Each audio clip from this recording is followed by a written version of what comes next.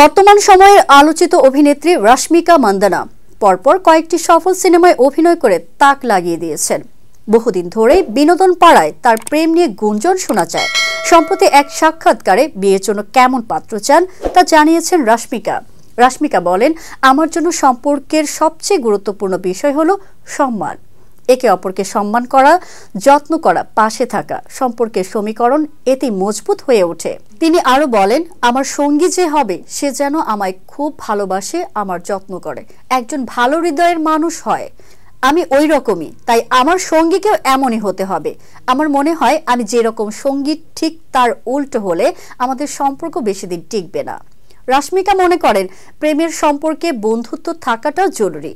সঙ্গী এমন বন্ধু হবে যে ভালো দিনেও আপনার পাশে থাকবে, আবার খারাপ দিনেও আপনার হাত শক্ত করে ধরে রাখবে।